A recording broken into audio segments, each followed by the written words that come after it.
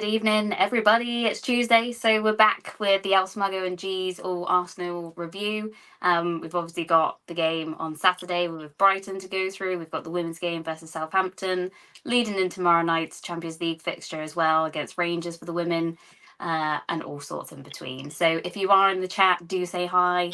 Obviously, we'd love to interact with you throughout the show. So if you've got any questions, any topics you'd like to bring up, please do so, and we shall do our best to get through them all. And just a polite reminder to the chat as well, if you could keep it into the topics of the conversation we've got, that would be great, because it's very hard to get through all the comments and we don't want to miss anyone's questions, that's all. So we do appreciate it, but let's keep it to what we're talking about, and we can keep chatting between ourselves and keep it going. So let's just get straight into it for this evening. Liam, co-host as always, how are you? Yeah, good evening. Yeah, I'm all right. A bit under the weather, but yeah. Thanks for running the show tonight for me. No worries, sir. Always here. George, how are you? I'm good, thanks, G. How are you doing? Yeah, all good here, thank you. Lots of football to get through for both sides. It'd be nice to talk to you about the women's side for a change. Yeah, it'd be good. Fitting everything into your schedule throughout the week is kind of going to get busy over the next few weeks. It's what we've waited for all summer for. We can't complain. Bez, nice to see you again. It's a bit surprised. I didn't know you were popping on, but it's lovely.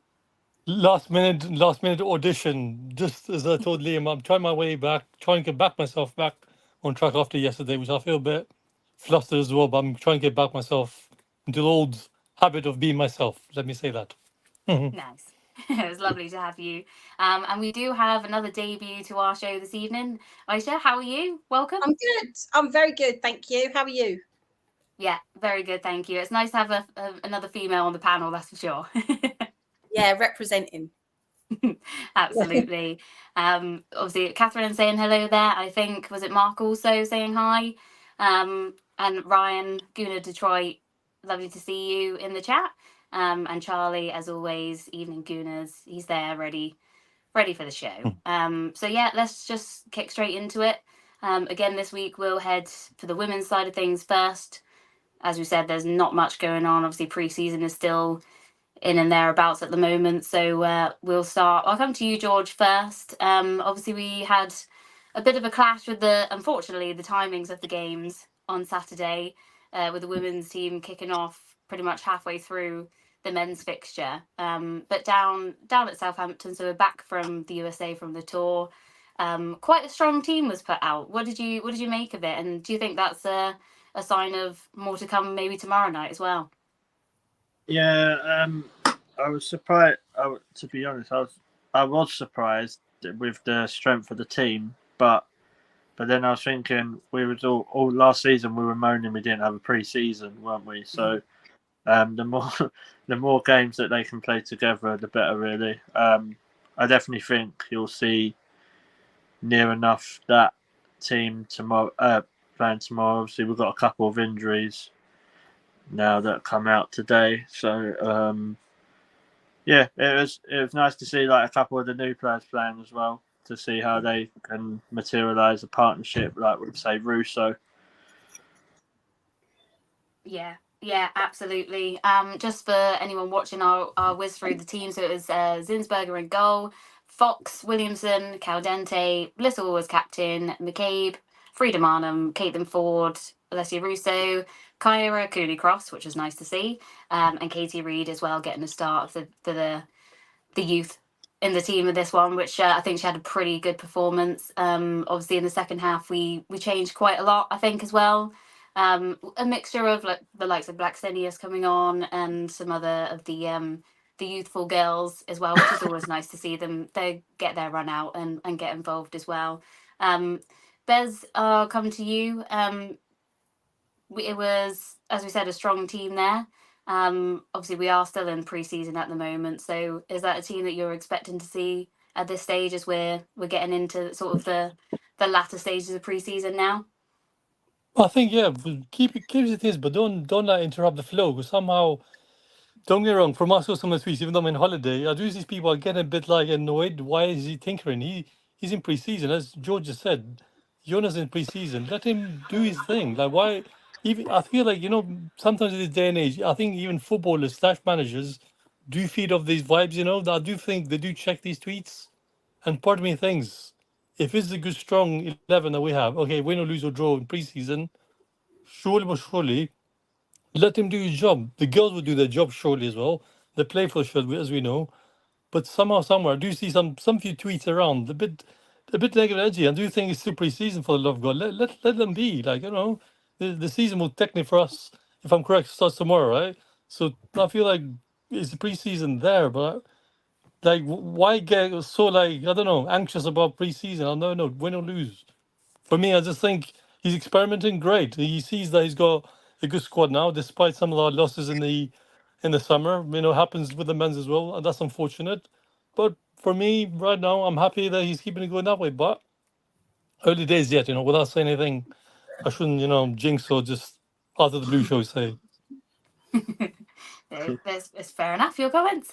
Aisha, I'll just come to you quickly. I know we sort of briefly said that you're sort of getting up to speed with the women's, and it's Yeah. obviously when it works for you with your lifestyle as well. But just sort of to get your thoughts on, obviously as a Gooner, is there any players within the women's team in particular that you're sort of fond of? I quite like the style of play of Russo. I'm not going to lie. I mean, what I tell you what I did think. I mean, I do follow the women's, and actually, before I could go to the men's, if I couldn't get back when it was Carling Cup, if I couldn't get Carling Cup tickets, I did go to the women's because it was still Arsenal, and I think we are a club that's had that mentality. You put that shirt on, you're part of the gang. And I think that's another reason why when the Lionesses won and there was a big sudden merge of interest in female football, we were all standing there going, yeah, and what? Like, it was a nothing to us that everyone was suddenly interested, because it's been such a big part of the fabric of what our football club is for such a long time. And I think, what I'd love to see, I mean, I know that their season ends, is it like that 6 to 8 weeks after the men's season finishes? Is that about right? So there's a that's why it's staggered out at the beginning. I always forget when the season ends for the women's football. When roughly is it? This time it did finish the day before the men's. However, you're right, the delay in the summer of restart, we don't get going until the 21st of September, so it's about a month after. So yeah, you're right, there's a really long break, to be fair. I'd really, if I had my way, what I would do, this is totally selfish on my part, is I would actually like start it from like November, so it could go all the way through to the end of August, meaning that I could like watch the men's and then still have the women's and not feel like I was having to choose. But obviously there's other competitions and things they get involved in, like the Euros and the Women's World Cup. So that's never going to happen for me. But it would be quite nice, so I could see more women's games. Yeah, you make a good point as well, because like we said, I know it's pre-season for the women, so sometimes, I mean, myself, I haven't managed to watch any of the games in full so far, just because of being out at the times, or obviously the men's fixture sort of comes first in that instance, as it's a proper Premier League game, and it clashed, which is such a shame that it's still at that point. I think it's getting better, but it's still at that point where they don't sort of take that into consideration, that people do want to watch both or attend both. So you do make a good point there, and hopefully going forward, obviously more games this season at the Emirates, so I'm hoping they're going to be changed, so then we can actually have the attention on both teams. Yeah, I mean, what I'd love, I don't know how possible it is to organise, but you know how the Emirates Cup games is often 2 games played, one in like the morning and one in the afternoon sort of thing. I never understand why to not only give the fans a little bit something extra, but also the exposure for the women's team. I know to a certain extent, like I said, we don't really need exposure like other clubs do, but I don't know why they don't do fixtures where the women play in the morning and then the men play in the afternoon or the early evening. Like, give say for example season ticket holders the option of having their own seat, and they pay like a boosted payment to just sit there all day. I'd sit there all day. I don't know about anyone else. I'd sit there all day. Wouldn't bother me. And I just think that would be really, really nice. And if you wasn't going to do that, then someone has your seat in the morning and you go in for the afternoon, not the morning, but you know what I mean. Or Yes. flip it. You know, if there's a 5:30 kickoff for the women's, you have the option. I mean, they encourage you at the Emirates to hang around at the end because of the train stations and stuff. They encourage you to have a drink at the end of the game. They encourage you to like not rush. So why not actually encourage us to have a drink and watch some more football? I'd love that. I don't know about anyone else. I think that'd be great. Can I say Yeah. something? Sorry. Sure. Couple of years ago, I think it was either before COVID came along. I think I seen Arsenal. I think it must have been Arsenal playing first against maybe Villarreal, and the next game was another game. We can just feel the atmosphere was just wonderful. That 1 minute we had a whole wash of rain, late British summer, as we know, and the next one is sunny sky, blue sky, completely different atmosphere. It felt like you're in a different stadium. I swear to God, as Aisha said, it literally the most surreal experience I've ever seen. Seeing 2 games in the space of 7-8 hours, I felt amazed how we managed to hold it together. As Aisha said, why can't we implement this? As I've said to you before, G, as one person, we can have the ladies in the morning, men's in the evening, and just switch it around. Or ladies play on Saturday. Not even the ladies. You could put the youth on before. You know, Exactly. you go to a concert, you have a band that's on before the main act. Yeah, support and act. Exactly, support and act. I know exactly what you mean. I know Do you exactly know what what? you mean. I That'd know. be a great mentality for these young boys and young girls too, because they're getting used to playing in front of massive crowds. And we're always moaning about, oh, Arteta doesn't have a striker. We need a bit more of a turnaround. Wouldn't this be a great way of getting their legs used? I'd love that if that was the thing that we could watch the under 21s and then go on and actually watch like, you know, Arsenal, Man City or something, because people would turn up for it. They would be there. And also they've got this big thing about, try and get to the game 2 hours before because of bag checks and everything. Why don't you actually give us something to be there for 2 hours before? Give us another bloody game. How about that one? Yeah, you make I some really totally good points. echo you. I mean, Totally we agree, love myself. a little beer beforehand, but imagine being able to just go for a youth game, for example, or a women's game, to go in a couple hours before, be able to take your drink because it's much more relaxed, and sit and watch it as you know, if the men are playing at 5:30, for example, or something. Realistically, in this day and age, the pitches are perfect. So back in the day, it was always like, well, you're going to rip up the pitch, and the men. We can't have that for the men, but nowadays surely there's something they could. They're all the staff are going to be there, aren't they? So and it's rubbish now about the pitch, because I did the stadium tour not long ago, and they actually say that it's this really weird technology where it's real grass interwove with like AstroTurf. So it's real grass, but then it's where there's areas where it might be slightly going bald, or there is an issue with a game before, the AstroTurf sort of kicks in, and they, you know. But the other thing is the Newcastle game this year. That was an 8 o'clock kickoff. You could have put a 3 o'clock kickoff in, had time to clean it all up, and then put the 8 o'clock out. There wouldn't have been no problem at all. Yeah. No, there's some really good points, and hopefully, come the summer next year, they might get the women back, because I think they did it a couple seasons ago. They have done it before, yeah. Yeah, and I mean now, as you said, with the growth of the game and everything, giving people the opportunity to actually sit there and watch it rather than just pretend they don't like it or go off what they've watched years ago, might as well to help grow the fandom and the widen it up for the men to get involved in the women's team as well. So you make a valuable point. And the other thing as well, which we do that a lot of Premier League clubs don't do, we actually don't restrict people bringing their own food in, which a lot of other clubs have in the past. I don't know if the rules has changed, but they did stop you bringing your own food in. You could have a picnic in there. I'm not saying lay out a bloody blanket, but you could like, you know, sit in your seat. You could have you could make a proper afternoon of it. And it would, like you say, just be great. I think we've gone really off a tangent of the women's football. That I'm sorry, I didn't mean us to. It's good. It's great. It's a nice chat. Liam, I'll bring you in on this as well, because I know sometimes you've been there for some of the women's games, maybe the pre-season one as well. Is that something that you think could be something we could build on going forward in order to keep the excitement up for the women's team? Maybe I'm not talking Premier League just yet, but you know, having the opportunity to let people in and watch the women's or the youth as well and advertise it to get them in. Do you think that's something that we could look for in the future to build the experience? If I'm being totally honest, you're not sure. Not sure. I know we've done it for the 3 seasons, but I think it deals much more deeper than Arsenal Football Club putting it on. It would have to be something that has to be agreed across the board first and foremost. Things like I know you said like obviously good points around transport and all that kind of stuff. But yeah, again, it just depends how many people are coming in, doesn't it? How many people are going out? It's quite tight match days as it is. I think it's good. I think it's a good idea. I think it's something that could work, but I think it's something if they were going to trial it, they'd have to trial it again in kind of pre-season to see if it kind of work and what kind of impact it have. Do I think it's something that's going to happen within the next 2 years? No, I don't. If I'm being totally honest, I think it'd be something that's quite a long time coming. But as I've said, like we are leading the way in terms of obviously the girls playing at the ground, which I think is obviously the biggest thing at the moment.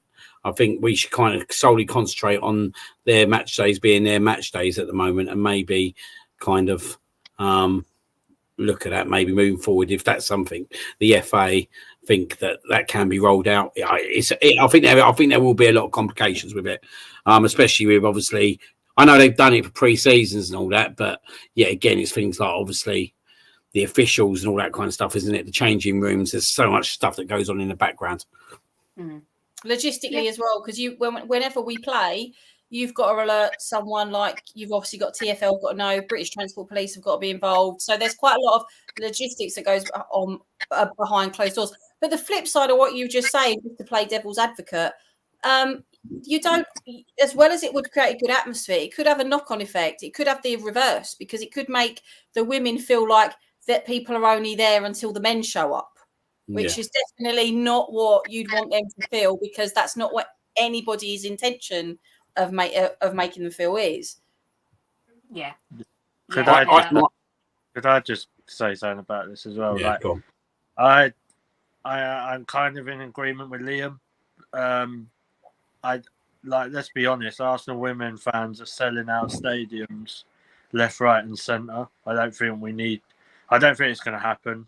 I don't think there's any chance of it happening anytime soon. Not probably even longer than what Liam said, probably next 5 years. I just think, why would they go all that way to push to become the, like Liam saying, the lead in women's football, just to go and do a co-join thing with the men? I just don't. And like, I don't know if you agree, G. You might, but some of the crowd are different at the women's game to what they would be at the men. Yeah. So, I think I'm trying to say this quite diplomatic at the minute. I don't think it would really work. Like what Liam was saying about like travel, transport, and just ultimately, I don't think the women need to. Like, we sold 40,000 at the Emirates against Leicester, which is a nothing game. Last season, we weren't going for the title. Well, realistically, Leicester are not one of the better teams. So, why would they? I don't know. That's just my view on it, though. No, you make good points. I think it's more.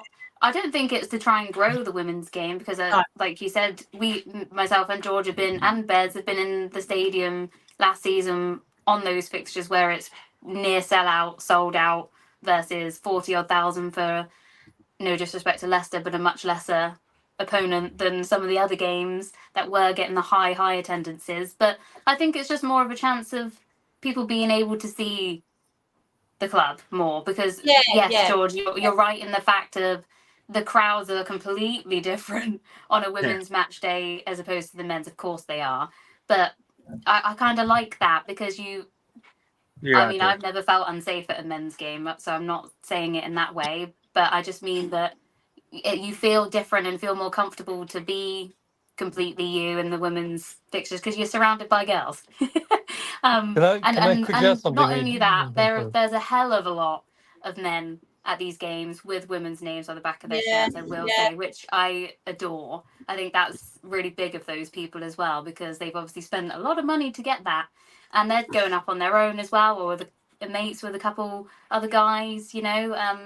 Can I I don't think it's that. Yeah. I think that's another reason why, as Arsenal fans, we were really angry at what happened at the Wolves game with Jesus, because we have built this real strong inclusivity of men's mental health is important, women's mental health is important, women's space is important, men's space is important. And then you go and have a player on the pitch do something to another player that he knows if he did that in the real world, he'd get arrested.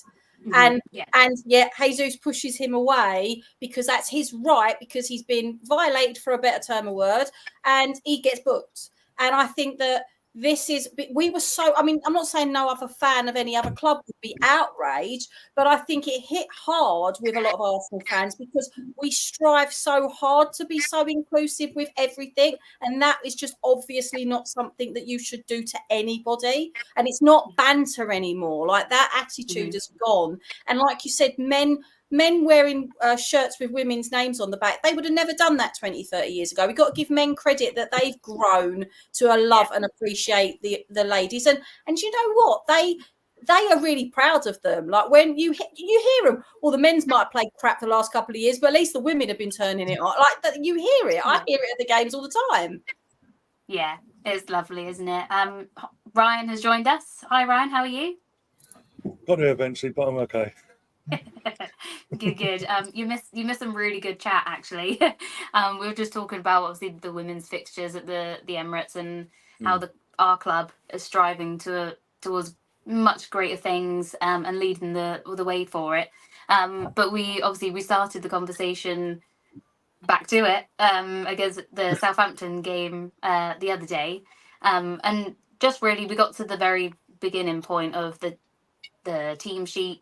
Obviously going into tomorrow as well, with that in mind, we had quite a strong team out on Saturday, don't you think? Very strong team. I think with the fact, I think it's more so. I think he went strong more so with tomorrow night in mind, so he knows what he's knows what he's working with, and they'll be match fit, ready for that game instead of going a little bit of the experience, but majority youth, and then just throwing the experience in deep end tomorrow, when it could risk come back and bite us like it did last year. And the thing is, last year, we know why it bit us on the back, so I could have literally shut up just after a World Cup tournament just taking place. So I'm not against. I mean, I wasn't against it. I'm not against it at all in terms of he's gone big. I know it's a pre-season friendly. And he went big. We won 3-0 in the end, but get them this up and make sure they're ready. Because before you know it, you've got obviously Rangers tomorrow night, as mentioned. If we win that, which we should, touch wood, we then got a game on Saturday against either Atletico or their opponent, whoever wins out of that game. Rosenborg, I think it is, yeah. And then I'm assuming before the Man City game, we'd have the two-legged game. So the game's going to come thick and fast. Before you know it, you're playing Man City home on the first game with Viv. And everyone's making a big deal that Man City haven't scored. The Man City striker side of things haven't scored in pre-season yet. You know what's going to happen. If we drop our guard or we're not ready, we know what's coming. Yeah. It's written in the stars, isn't it? Let's be honest. Don't you think it's nice as well that when we go to the Emirates, you actually see now the big billboard posters advertising the fixtures? Yeah.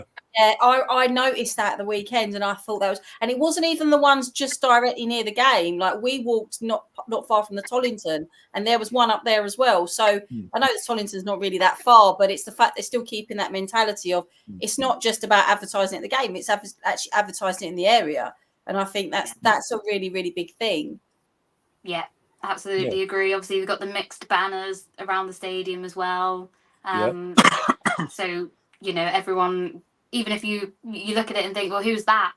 It's that conversation to think, well, who is that then? And looking into it, hearing the names that might sound familiar to some people that, you know, like the Meads and stuff, people that aren't following the women's game will still know who that is. So again, just spreads more positivity, doesn't it? And inclusivity, if that's a word, around the both sets of teams. But yeah, Ryan, just touching on that, obviously you mentioned it was 3-0. I did watch the highlights, so I did see the goals. An absolute belter from Kyra Cooney cross. Probably 25 yards, I'd say, in top bins. Give or take. Absolutely fantastic. I know it's pre-season, but I don't care. They all count. And get her ready. Get her starting for the season, because I liked what I saw from Cooney Cross last year. I think obviously that towards getting the goals. Hopefully that'll give her the confidence now, year in, settled, and have more confidence having shots from range. Don't have the shot in the box. Have shots from range. Take a ticket, win the lottery, hopefully. But brilliant. It's a fantastic goal, and again, like yourself, I had to watch the highlights back because I was covering the men's game, and I ain't got enough screens basically to cover that. I was going mad, so I had to watch the highlights back. But that goal, yeah. Poor Southampton got a thrashing, the same score in both games. Didn't they? Like their men's game 3-0, and then the women's game 3-0. Yeah. I mean, and as well, we had the obviously second half. Kadena scored 2 goals. First one was a cracking header. Got to say, like, what's she doing there? I think it was Vivian Leah, free kick on the right hand side, or the outside of the box. Sorry, pings it in and onto Kadena's head to make it 2-0, of course. And then later on in the game, Kadena tucked one in at the near post as well. George, on coming to you on Kadena, she's really growing into herself at this club now, isn't she? And sort of had her first season to sort of settle in, get through everything. Obviously, won a World Cup, but now it looks like she's really getting stuck in on these games now. Yeah, I agree. I thought she had a couple of really good games last season as well, and I was hoping she'd play a bit more. But yeah, I do like Kadena. But you can't be that bad if you win a World Cup, can you? I suppose. So, so yeah, it was good. But also going with the goals, it was really nice to see Arsenal women score from like a set piece. After watching I was kind of glad I couldn't see some of the bad crosses they done last season. So, whoever I can't remember the new set piece coach. His name's gone out of my head, but they must be doing something right. And I think Kadena will just probably take Amanda's place, because obviously where she's going to have a baby. So I think you'll see like it rotating between Leah, Lotta, and Kadena, and hopefully Katie Reid.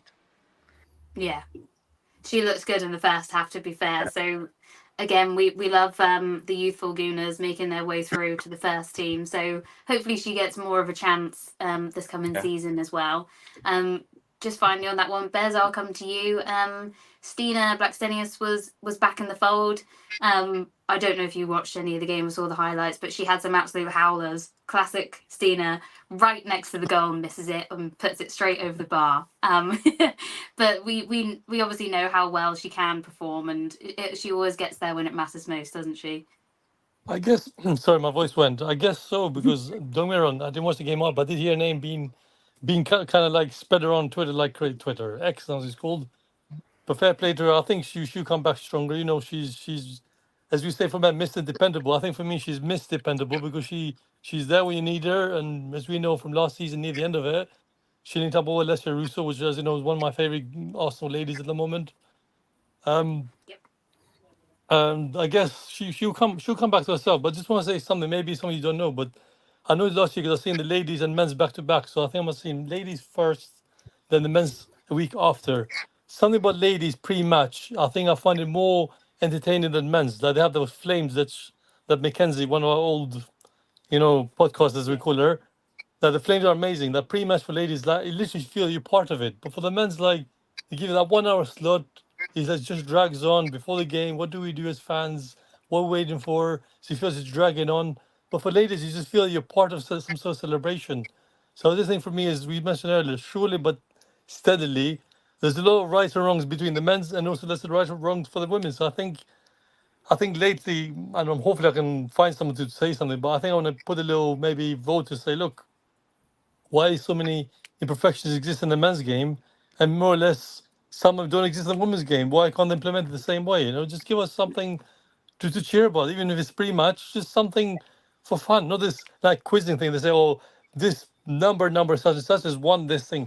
great. I know it's pre-match, but surely give us something to keep entertained. Keep us a bit, alive before the game, not bored to death for God's sake.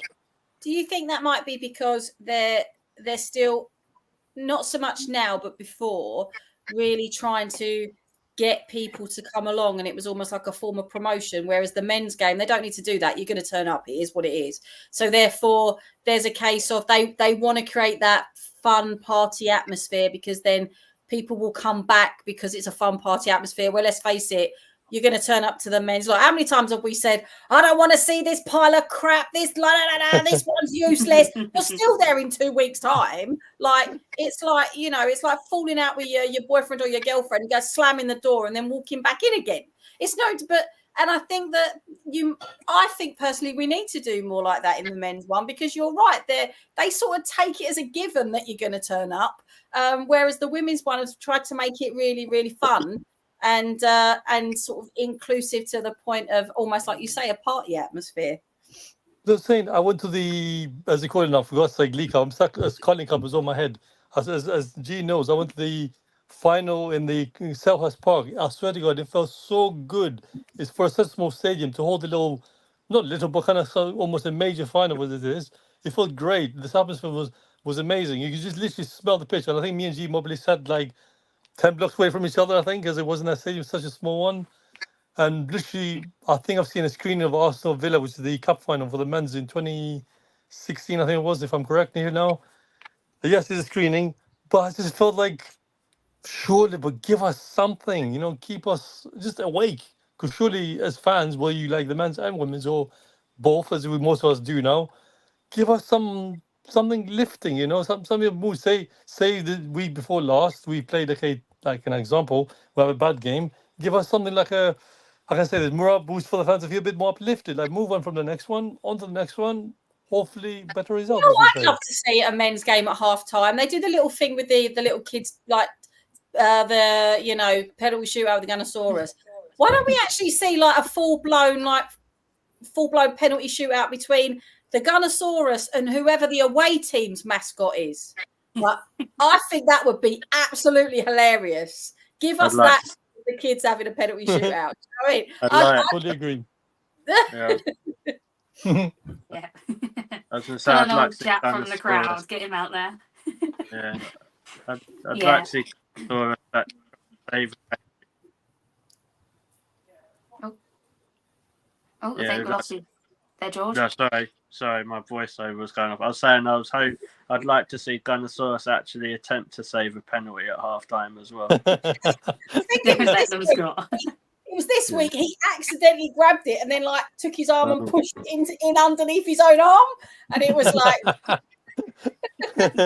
he was like, "Oh crap! I'm going to ruin this kid's dream of being on the Emirates pitch." Donk. Yeah, you'll make some good points there. Obviously, just to round up on the women's side before we go into the men's, massive game tomorrow night. I watched a little bit of Jonas and Leah's conference this morning. This afternoon as well, my lunch. But he was sort of saying how obviously this is it now. This is where the season sort of kicks in, and likewise, Leah was basically saying, this is the first time they've had a full pre-season in about 5 or 6 years, when you factor in the COVID years and whatever was going on there. Then you had the Euros, which was obviously unbelievable. But then you had the World Cup as well for the following year. So this is the first time the girls have managed to have a full pre-season. Liam, obviously we've spoken about the disaster of the Champions League qualification last season coming off the World Cup. But how important do you think that is going into tomorrow, that they've had 4 games actually in pre-season together already, going into such a big game? Oh, we're smashing them tomorrow. Yeah. We're smashing the Scots tomorrow. We're going to batter them all over the pitch. We are. No, we are, mate. We are going to beat them. I love the way G was giving you a really big analytical question. You went, "Yeah, we'll smash them," and that was like, we are going to smash them. Shut it down. We are going to smash them. We are going to smash them. There's a few reasons why we are. Firstly, they're just not good enough, and there's a massive difference between us and them. Yeah. So here she is. Knew she was lingering in the background somewhere. There's my second. There's my second reason. There's my second reason. We've got No, all jokes aside. All jokes aside, we should go out there and we should go out there and turn up. I think there's going to be a lot of wanting to make wrongs right in terms of what happened last year. As we said, this last year was a bit of a freak season in terms of how the Euros finished up and how them games got played straight after it. Where, like you said, they've been able to have a pre-season behind them, and I think we'll comfortably win tomorrow. I'm not worried whatsoever. I think we're beaten by 2-3-0 if I'm being totally honest. That's less than I went for. But if it's more, if Ryan's got it on live, I will be jumping on. I will be jumping on, mate. We'll be saying hello to Rosie for you. Yeah, just to also say before I forget that it has been confirmed this afternoon that it will be live on Arsenal.com tomorrow from 7:25, so 5 minutes before kickoff. Classic. Yeah. But it's available for everyone to watch. Obviously, there's not much else going on tomorrow, so if you do want to watch the women, head over to Arsenal.com tomorrow evening, and we should see a good game. But Ryan, some news came out fitness-wise today that Beth Mead and Steph Catley are absolutely going to miss this game and potentially the game. I say potentially, of course, at the weekend as well. Probably more so at this stage, Beth Mead not being around. Is that a concern, or do you think that we've got enough in it to handle it in her absence? I think squad depth in terms of our attack. I think we'll be fine. I think we will. Again, it's Beth Mead. Beth Mead gives us what she does, but I think we've got enough depth, especially on that side of the new signings as well, to sort of just adjust the rotation and all that, just adjust positions if you have to sort of fill the void. But we will miss Beth in terms of what she can give us. Sorry. In that sense, I know Liam's nostalgia from Euros. Sorry, Ryan. Nostalgia from Liam's on Vogue. We're talking about buying things going through the roof. Can I just I want to give a shout. I'm not sponsored, by the way. My husband bought this for me because I wanted a Stanley one. It was $4.99 in Home Bargains, and do you know why he got it for me? He said it matches the new away shirt, and it does. It's exactly the same colour as not the away shirt, but the third shirt. $4.99 in Home Bargains. Bargain. Very nice. Not got your Raheem Sterling cap out today. No, well, I had to do something to lighten the mood the other day because I liked that. It's the end of the world. And every now and then, when it was getting up again, I was like just lifting him up and then putting it down again. Like my husband went to me, you're a night. I went to the bathroom. I went, "Where's your Lynx Africa shower gel?" We went, "Why?" I went, "Don't worry, no reason." And then I just took it and went up to the loft room, and he went, "I don't want to know." And then he was watching the live stream, and then he actually shouted up the stairs, "Typical you!" And then that was it, really. I did like that. We'll focus on Raheem Sterling as well a little bit later in the show. But Ryan, your prediction for tomorrow night? I'm not leaving off. I think it'll be more than fit. I think we're at home. It's like our crowd and all that. It's gonna be a set out anyway, as well as always at Bournemouth. Mm-hmm. I think 4-5-0. I think we win comfortably. We've seen a message out to them cities basically, and potentially Atletico. Because another thing someone mentioned in the chat, if Atletico win their game, guess who's coming back on Saturday? Yeah. After it's just been sold. Yeah. You know what's happening there. She will score. It just happens, doesn't it? Every time something happens like that, after they just leave, they're coming home straight away. Yeah. But, hi again. Come back to punish you on this. Okay, cool. Form a queue. But no, all seriousness, I think we win comfortably. As I was saying before, we'll miss Beth for what she gives us in terms of what uniquely she gives us to the team. But overall, I think we've got more than enough to sort of get through that. And obviously with Steph Catley, we've got McCabe and all that to cover that position as well. But I'd rather Steph. But it is what it is. At least it's not. The main thing is they're not huge injuries, so I would say touch wood. And yeah, there's just little niggles and just precaution. And I'd rather him not risk it and make it worse, to be honest. Not worth the risk. Because otherwise, again, start the season, Man City, we get done. And the season's over before it started. Yeah. Yeah, no, I completely agree. Catherine has just put in 6-0 and a Daphne debut. George, do you reckon that could be on the cards tomorrow? The 6-0, yeah. I'd like to see Van Dunselaar play, to be fair. I agree with Ryan. I think we've got enough strength and depth. Like, obviously, I'd rather Beth and Steph Catley be rested, like, and get fully fit for when Steen scores the winner against Man City again. So yeah, no, on the podcast I said 5-0, and I said Emily Fox. Like, it's Rangers, isn't it? Like, I'd be more concerned if we was playing Celtic. Ouch! That's the hints. I was about to go for it. Careful there, George. Some people in this podcast like Celtic now. Careful now. I was about to say it's a Scottish football. The levels are different in that. That's what I mean. That's nearly as bad as what I said. Exactly. Don't start it. I can say I'm part Scottish. I can say it. Liam, I'll get Mel on the show. Then that'll kick it off. Yeah. Sorry, George. What was your prediction in the end? 5-0. Nice. Okay. Bez, I'll come to you. Your prediction?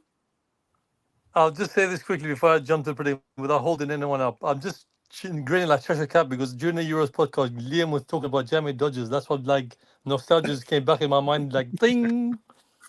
Strawberry days, talking about and Ryan too, but I'll keep that for another time.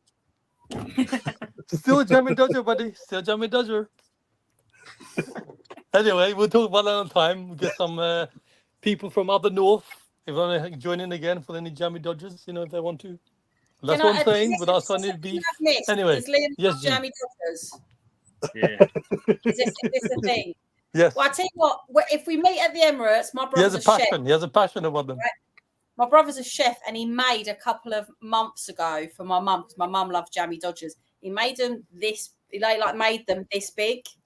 So he made like giant ones that looked exactly like Jammy Dodgers. So if we ever meet up at the Emirates, remind me and I'll get him to make you some, like the size of your head. Don't give him any baked beans. Mate, I'll eat it on stream. So gee, without holding up. Okay, wait. What was your my prediction? is 4-0 because it's 4th of September tomorrow, so I'll say 4 for me. 4. Yeah, nice. I should do 4th of September. Chuck a 4th of prediction September. in That's there. why. One thing I do like about the women's games, they don't shy away from scoring, do they? Sometimes you see these scorelines and they're blooming huge. But I'm going to be a bit moderate. I'm going to say, because it's a pre-season and they're not going to want to go nuts, I'm going to say it's about 3 or 4-0. Champions League qualifier. Yeah. Oh, it's a Champions League, sorry. I thought it was pre-season. No, I still think, though, they'll want to prove a point. Yeah. So they will want to prove that they're match fit for the start of the season. So I think it'll be about 3 or 4-0. Yeah, I was going to go with 4 as well. But obviously, as I say, it's live tomorrow night on Arsenal.com. So if you can, do tune in to watch the girls. I will be doing it, ready to review it next week as well. And hopefully a Saturday fixture. Was it Sunday? Right, Saturday. Was it Sunday? Saturday. Saturday. Either Atletico Madrid or Rosenborg, depending on their fixture tomorrow as well. So yeah, lots to look forward to. The women's game is starting to kick off now, which is great to see. But yeah, I think that pretty much concludes the women's side for now. So we will head into Saturday lunchtime's fixture. We were probably a bit too confident on the show last week to what actually ended up happening. But Liam, I'll come to you first. Another Kai Havertz beauty of a finish as well, isn't it? Yeah. Do you know what? Right. Obviously, before we get into everything else, in terms of our first half performance, this is where my concern lies, and this is where my concern lied last season, that we don't put teams to bed. We had so many good opportunities in that first half where the final ball was not what it needed to be. I thought Saka had a really good first half, but his final ball could have been much better. And I think we should have easily been 2-3 up at half time. And this is my concern with us. And this is why it still worries me now. And I know, obviously, Saturday, what conspired after is not an every week thing. But last year, we didn't score enough goals in certain games. And I'm still not 100% sure that we're ruthless enough. And I think Brighton should have been put to bed at half time. I think Brighton should have been put to bed at half time. I think the game should have been over, and it wasn't. And then we're then lumbered with, yet again, a refereeing decision. And this is why we got to look at ourselves at times before we even get into the refs. This is why we need to, I would say, be ruthless. And I know it's only the start of the season, but I just a little bit still from last season that there were certain games where we just didn't score the goals that we needed to, and we had the chances. And I really felt that first half was like that on Saturday. It reminded me a bit of the Aston Villa game, if I'm being. It did me as well. And you know what? I had fears of it going that way when I looked at the team sheet and I realised he was starting Trossard and not Martinelli. And that's exactly what we did at that Villa game. And I don't know why. I get very, maybe I'm a little bit of a stickler. I get very nervous when he doesn't start it the other way round. And you know, like you say, there were some points where we look like we should have had it in the bag. But the one thing I will say, and I've said this on other shows, about the Arsenal that played against Brighton at the weekend, in the past, we would have lost that 3-1 because we would have gone totally to pieces, and we didn't. And I think that says something about where this team has come from, because they did fight. And I wouldn't say we were lucky, because we still had chances when Rice was sent off, but I definitely think we got rattled for I don't think they wouldn't have scored that, to be honest with you. I think that we had it. Our midfield was solid at points. Xhaka, I don't think there's something not right with him, not mentally. I think that he's still really tired from the Euros. I still think he's pushing. But, I didn't think it was a terrible performance. I went to bed that night peed off, felt like it was 2 points lost. I woke up thinking it was 1 point gained. Don't know what that sleep did to me, but I did feel like my mentality started to change. I started to think the old Arsenal, like I just said, would have lost that 3-1. And, at the end of the day, we know every point is starting to count for the beginning of the season now. It's not like before where you could go, what, we're always a bit dodgy before Christmas. You people are actually starting to go, no, we actually need this. And, you've got to look on the positive at this stage. That point could win us the league. It could. Like, you don't know at this stage. You've just got to stay with the team and stay positive. I'm going to be frankly honest with you. I think Sterling has to start on the left for us. I think Martinelli and Trossard have had too many chances, not taken their chances. And I want to see Sterling, because I think he offers us more balance as well. I think he'd offer us more balance on that side. And I think at times, I think his experience will kind of tell. I agree with you. It's so hard with Martinelli and Trossard. It's so hard to say which one do you want in certain games. I think it's a flip of a coin, where I think if we can get Sterling fit and get him back to where he was. I'm not saying get him back to where he was at Man City, because that's a tough ask. But I think if we can get him back to anywhere near that player, I think he starts on the left wing all day long. Thing is, we don't know what he's capable of, because Chelsea just let him fester on the bench. We don't know. This player could be absolutely fighting and raring to go. I mean, when there was the rumours about us that he was coming to us on a loan, we're going through. People were going. I saw it on social media. People were going, "This is rubbish. We should just be going for a striker. Edu's let us down." I kept thinking, hang on.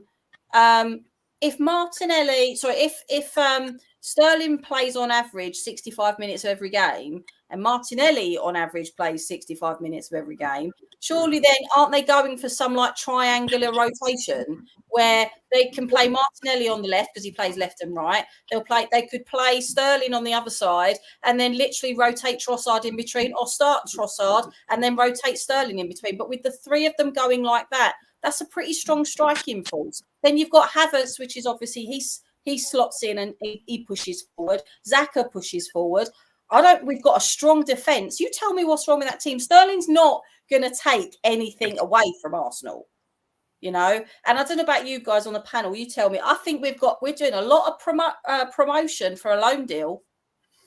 You know, he won't, in my opinion, he won't be a loan deal for long. Nah. In my opinion, it'd be like Raya last year. He'll come in, he'll prove himself. I'm actually really excited about this deal because, like you said, he's been at a bad club for the last year. We know that, like, this is not me disrespecting Chelsea now, but Chelsea have been in a bad way for a couple of seasons in terms of everything that's going on there.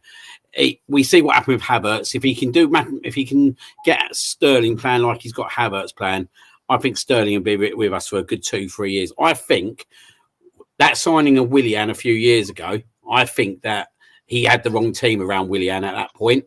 I think now with Sterling, he's got the right team. He's got the right team, and I think we can accommodate Sterling massively.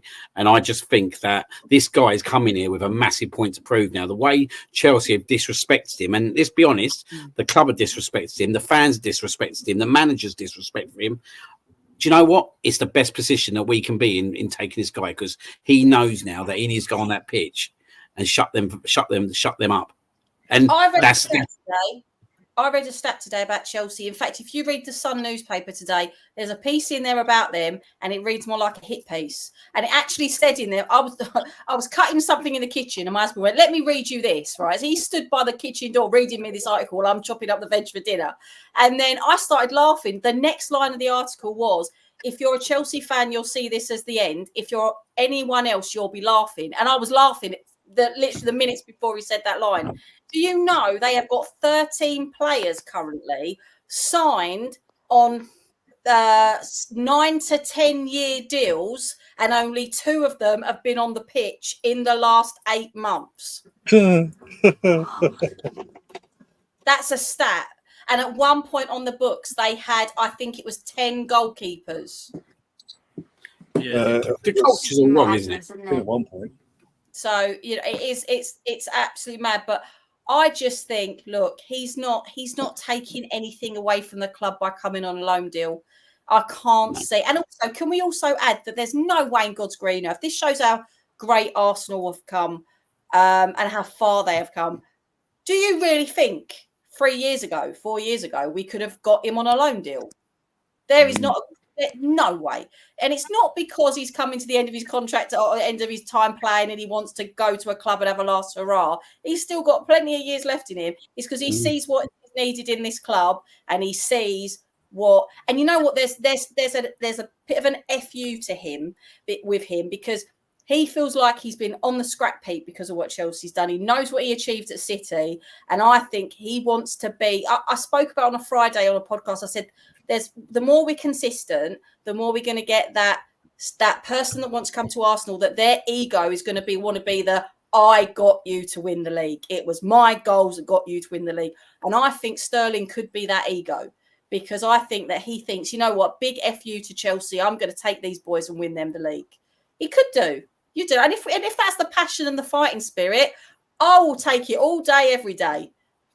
I do agree that with Liam, that for me Sterling starts on the left against Spurs, because, like, no disrespect to any fans, for the last 2 weeks all I've been hearing is Trossard, that's the start, because Martinelli, well, everyone knows my opinions on him.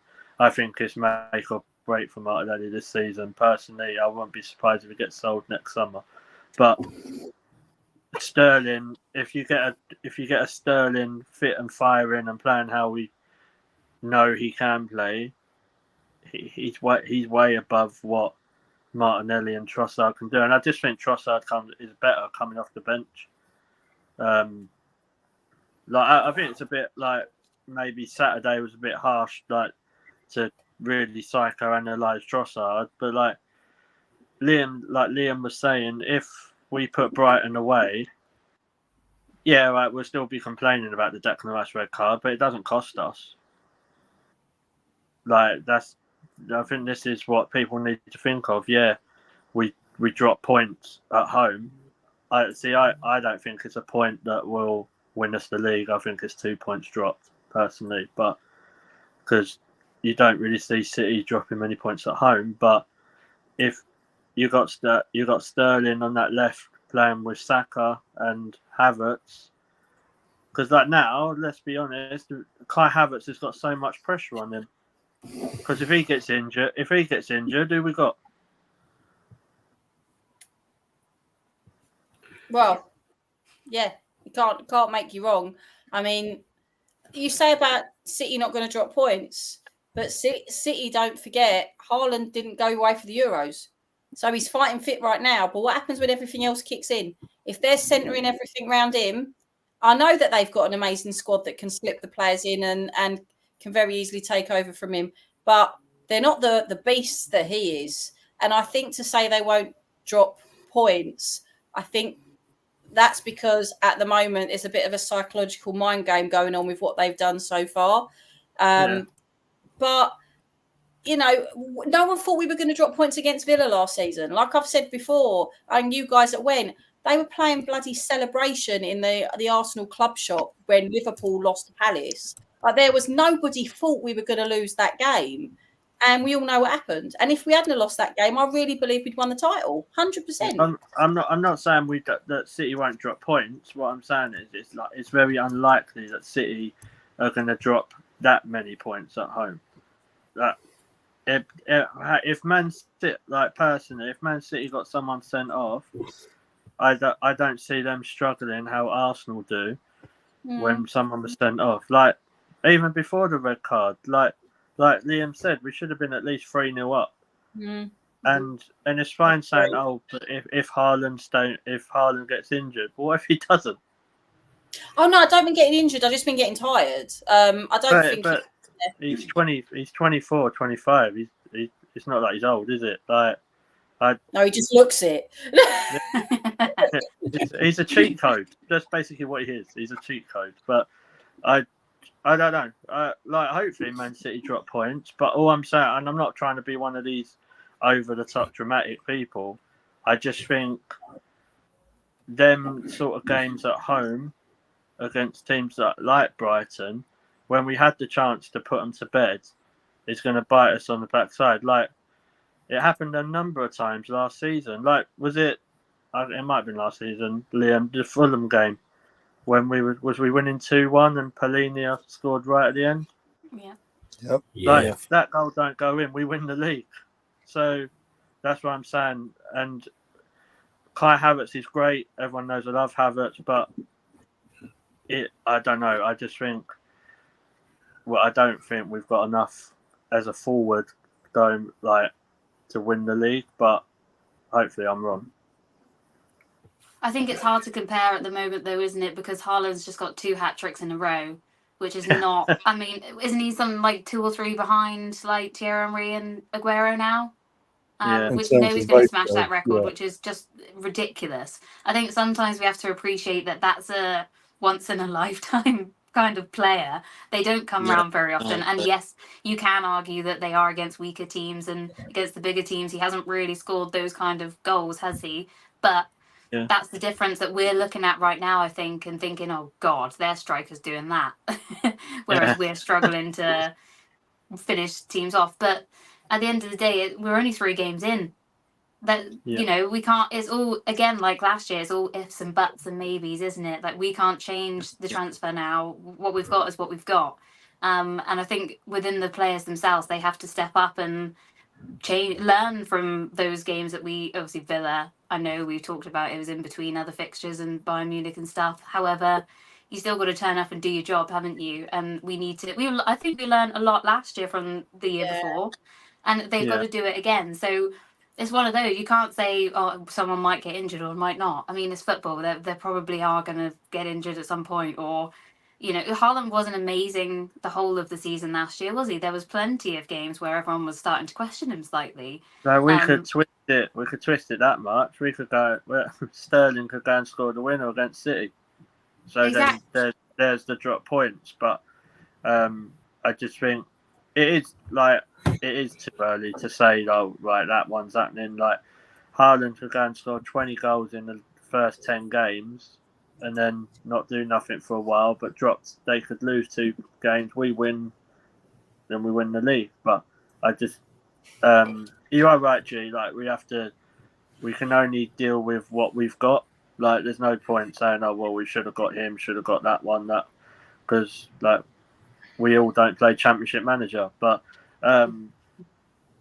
yeah, It's hard because, of course, we all wanted to strengthen, but I think Liam, we were saying on our transfer show on Friday that if it's not available, what else are you supposed to do? If no one is the target, or you can't get your target for whatever reason, what else can you do? We still have strengthened, in my opinion, in certain ways that we needed it. Maybe not the starting 11. They're going to change and win us the Premier League. One person isn't going to do that anyway, in my opinion. Anyway. But what we have done is we still go on. I was going to show something because like you've just mentioned there about the transfer window, and in terms of the kind of the striker situation that we like, obviously we have got there at the moment. I thought this little stat. Sorry, I'm just trying to find it at the moment. Now I can't find it. Can you believe that? While you're trying to find it, that we also have to remember, and this isn't making excuses, we are still a team in transition, nipping at the heels of arguably one of the best teams in Europe, if not the best team in Europe, right? And I think that that's something that we as Arsenal fans need to be proud of. And it's all right, you'll get people, Arsenal fans and non-Arsenal fans, say to you, but we still haven't won anything. It doesn't matter how much in transition we are. But this team would have never been able to compete the way that we have. That's important. Yeah, I agree. Like with the striker thing, like it's just like everyone. It does make me laugh when you see, oh, we should have gone out and bought this one, and then like the Osimhen links, he's just gone on loan to Galatasaray. So you know what I mean? Think that's another prime example of social media overhyping a situation. Yeah, people jumping on board, and it was never going to happen for him to come to the Premier League. No, I agree. I do think, right. I see this earlier on. This is kind of the net spent in Europe. Brighton actually topped the net spend by spending 186 million this summer. And then you look at that. This is quite an interesting one for you, Stefan. Ipswich, third in the whole of Europe, spent 127 million net spend. And then you look at Man United, Olympiacos, Paris Saint-Germain, West Ham, Atletico Madrid, Spurs. But it's interesting, right? When you start looking at the top three clubs, Arsenal, Liverpool, and Man City this year, like we know what's going on with Man City, and I think they're trying to keep their heads under at the moment. But it's interesting, isn't it, that I just don't think the options are out there this year. I listened to something else with Steve Parish, and he said that the way the transfer window went was not how they expected it to go. And I wonder if that was it was at the example for a lot of teams this year that the window didn't go how they thought it would go. The players probably didn't become available that were available. And I think when you overall look at it, the last two windows, it has been pretty disappointing. We all thought that there was going to be this massive surge in the last week, but there wasn't really. There wasn't nothing whatsoever. And I just don't think the players are out there to get at the moment. And we talk about Osimhen, and I think that just sums it all up, don't it? That he's gone to Galatasaray on loan. Yeah. And like for me, that's another example, like Ivan Toney, that clubs are aware of a behavioural or an attitude problem, and they don't want it in their clubs. Liam, did you see the actual part of the deal? What they changed in that as well? So that was that about 4 months? No, not that as well. He's basically agreed that they lower his release clause down to 75 million euros. So obviously, if another team comes in for him, so if he was that good, why are teams not? Because it was only like between 80 to 85 million anyway. So why is he having to lower his release clause if he's like, from what people are saying to me on Twitter, and I'm getting abused for it because I don't agree with it, that he's the closest to Haaland. You know what I mean? Like, what? That whole deal thing's just weird. Like, and why is no other, like you say, that maybe the players are not available because of the profit stuff as well, the PRS or something. So I don't know. It just, that Osimhen thing just really, it stinks to me. I don't think we was ever interested in Oshman. I heard that we obviously got offered him in June, and we turned him down. I don't think he was ever interested in him. I think that someone like Benjamin Sesko would have fitted our project. I think Benjamin Sesko could have come in. He wouldn't have upset the apple cart straight away because Havertz would have still started up top, whatever happened. But he's a player that could have been introduced into the team and embedded into the team. I wonder if that was really our main option, and that was kind of scarpered within the first few weeks of the window. I don't really know what the option is moving forward at the moment. Like, I'll be honest, it's not even worth thinking about because we're not going to be looking for that striker option, in my opinion, now till next year. But when you think about the amount of strikers there are actually around the world at the moment, it's very limited, isn't it? It's very, very limited. The only one I think is Isak.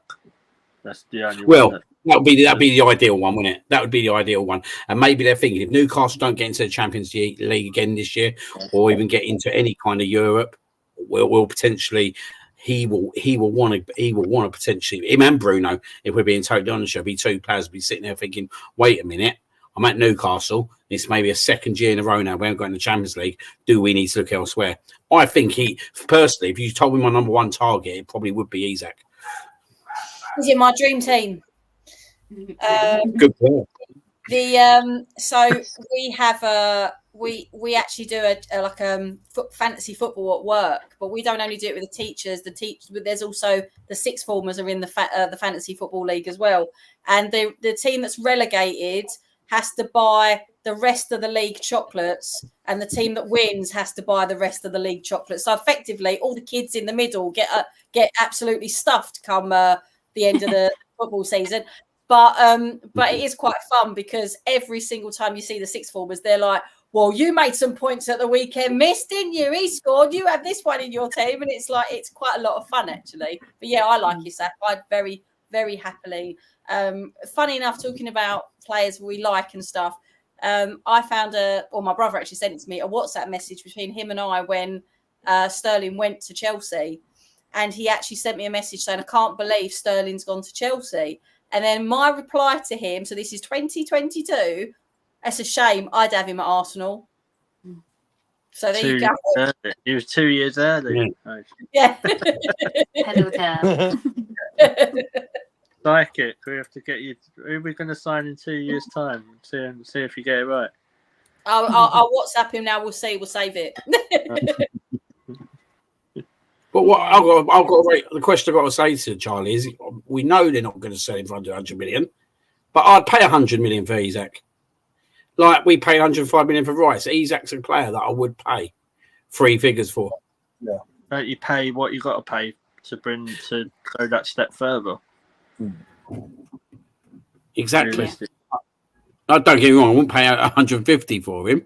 But if you said anything between 100 and 120, I would be going in for him because I think he's that good of a player, and I do think he could be attainable next season if Newcastle don't get where they need to get to next year. Say they don't even get into Europe because but it ain't going to be an easy thing, is it? Like you look at the table, they're just lucky that they've got Tottenham and Man United above them at the minute. But like getting into them, even the Europa League, and don't get me wrong, Isak don't strike me the sort of person who wants to do his trade in the Conference League. Yeah, exactly. It's always, again, it's one of those things, isn't it? We probably shouldn't go too deep into it at this stage because nothing's going to happen for a long time. But just going back into obviously the fixture on Saturday, Liam, I know you want to sort of take control on this section in particular. Yeah, I'm bringing back an old segment that I had on an old channel of mine, and we're gonna run with this every single week now, Mr. Webb. Every single week.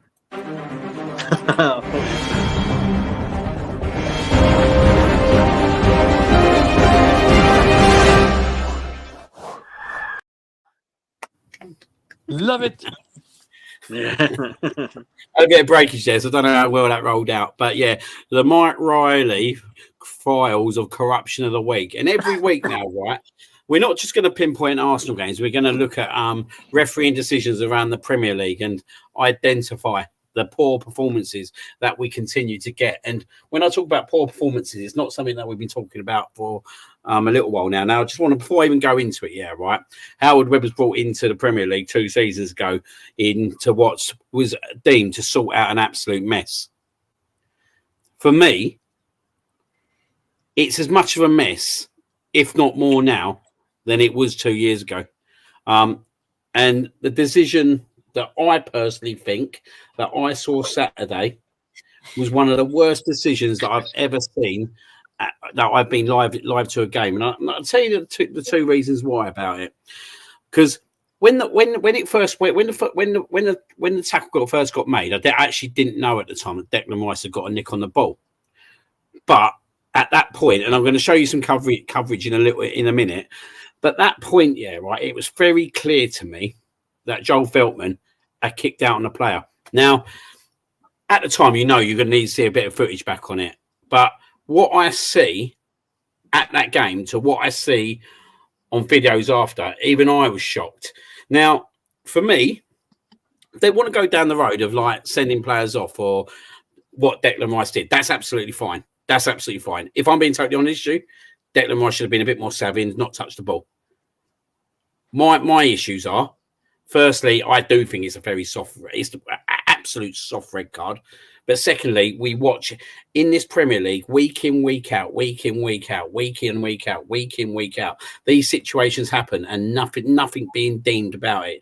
Never before have you seen a player touch the ball like that and be sent off. Now, if you're gonna go down the road of obviously doing that, you need to make a massive mark on it. Now, my concern is that I don't think we'll ever see a red card like that again. No. I actually don't, because what they're doing there is basically putting a rod on their own backs now with that, because they know that they're going to have to kind of punish every situation. I hear all these people sit out there going, oh, well, that one's different, that one's different. If you grab a ball and you've given a free kick away and you throw it or even touch the ball, for me, you're stopping the game from being restarted. It doesn't matter if you tap the ball in 1 yard or throwing the ball 30 yards. Now, we see in the exact same game a throw-in that should have been given to us. That was very clear that was out with the ball booted up the pitch. Now, if you're telling me that's not just to prevent the team from taking a quick throw-in and for his team to get back into a positional play, then I've got football totally wrong. I've got football totally wrong because I see that every week, game in, game out, and it's a bit of gamemanship. I ain't got anything against it, to be honest. At the end of the day, if you're a team and you need to do that, you do that. But I've never seen such a ridiculous decision in my life. Now, obviously, Ryan, and obviously, thank you, mate, for kind of sending this over to me. Sent me this. Now, I want to I'm gonna go over to each and every one of you and kind of get your views on this first one straight away, because I just find this one absolutely shocking when you start looking at the clip. So we've got Veltman here. Can everyone see it? Mm-hmm. Yeah. Tell me, firstly, tell me, like Micah Richards said, why would he take a free kick in this spot? And secondly, why would you take a free kick in this manner? You don't. And also, in the wider angle of the pitch, there was no players straight ahead for where he was kicking that ball. There was no one there, apparently. So it's not like he's pinging it up to the striker to get, put them in, play them in behind. There was no one in that sort of area he was kicking it out to.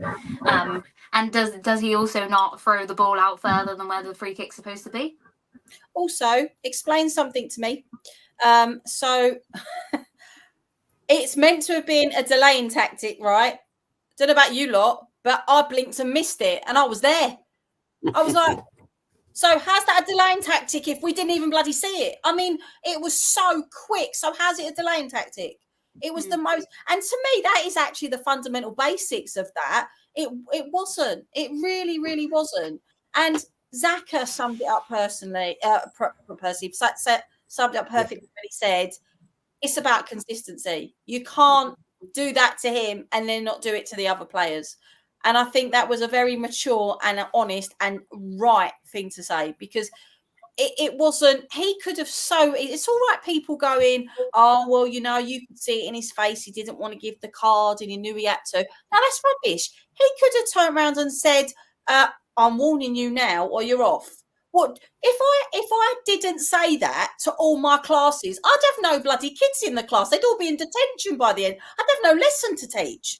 I mean, if I didn't say, look, you're pushing it now. Sit down, be quiet. We've got a lesson to do. Or you're going out, you know, it's 9 times out of 10 people go, all right, okay, I get it. Declan Rice, if he had been warned, he would have never done anything else. There would have been no sending off.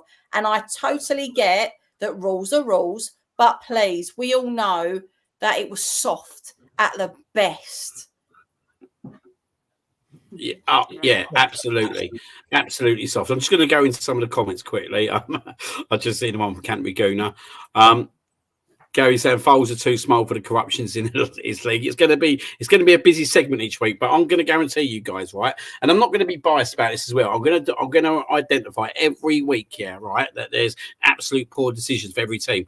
Like we could have done a master class on the Eze free kick the other week at Brentford. Absolutely disgraceful decision that, in my opinion, cost Crystal Palace 3 points. If I'm being totally honest, yeah.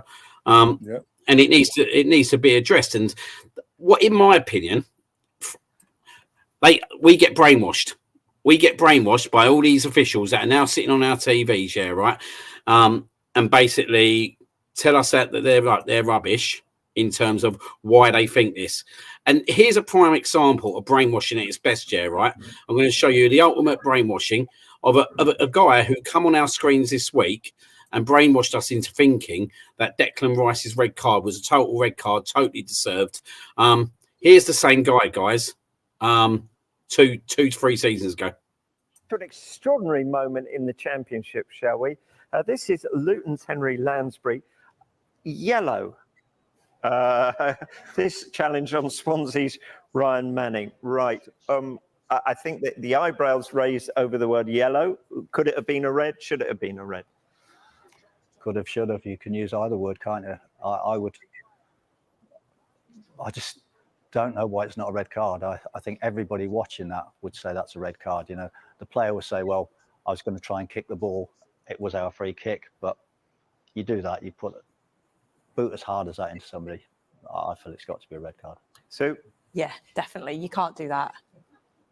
It's incredible. I mean, I've seen it over social media all weekend, and it's just every single comment is pretty much the same. How it's not a red card is just beyond me. In my opinion, that is as damning as you're ever going to find a clip, and that is as damning as close to you're going to find a clip of what happened on Saturday. And you got the same guy sitting on the same showpiece channel 2-3 years ago saying that was a definite red card and he can't work out why. So what's the change, Mr. Gallagher? What's the massive change that now you deem that to be acceptable? I'll go back to the Wolves game 2 weeks ago. We see 2 other assaults in exactly the same position of that football pitch to Kai Havertz, who had 2 hands put round his neck. What did your officials do about it? What did your VAR officials do about it? I'll tell you what they did about it. They did absolute nothing. Jesus, I'm not going to get into the whole situation with Jesus, but yet again, a situation that happened on the pitch that should not happen on the pitch. What did your officials do about it yet again? Absolute nothing. Things need to change. I've said this before and I'll say it again.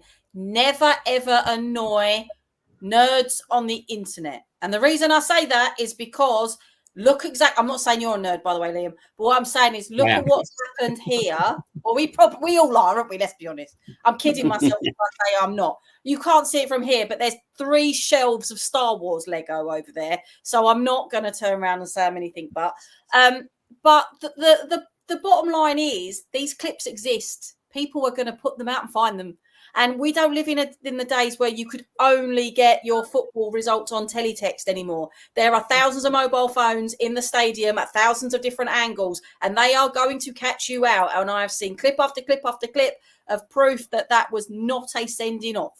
It wasn't. And yet sorry, but I think the kick out was more of a sending off because that was quite a dangerous tackle that could have been quite nasty. It wasn't even a tackle; it was just a malicious move, wasn't it? Mr. Tom 28, I like Lego. That's my favourite comment. I like Lego.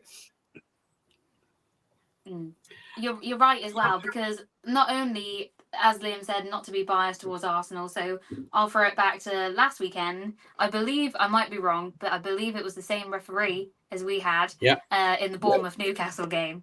Right. So good game. Bournemouth get disallowed a goal, which I don't believe should have been disallowed. It's the rule is on the sleeve and it's not a handball, right? And it's on his sleeve, but it gets a handball disallowed. Fine, whatever. That's not great. Going down the other end, Joe Linton basically grabs the goalkeeper, Neto, I think it was, round the neck, pulls him down to the floor as he's going to throw the ball out on a Bournemouth attack. Nothing. And then what happens then is the Bournemouth assistant coach then gets a red card for complaining that that wasn't a red card. And this happened in about the space of 3 minutes towards the end of the game. Now that's three ridiculous decisions. Barely even went to VAR, all of them, apart from the goal that was disallowed. That's the only one I think that fully went to VAR, checking everything. And you just think that's basically 3 or 4 instances in three rounds of games at the beginning of the season. And also, the other thing that really annoyed me about the Brighton game at the weekend is, and I'm surprised I've not seen it written in more places, is that when they scored their equaliser, their supporters were there and our supporters were there. And where did they go and celebrate? Wasn't like they had to run all the way down the other end of the pitch to get to their supporters, so they were going to get in trouble for wasting time.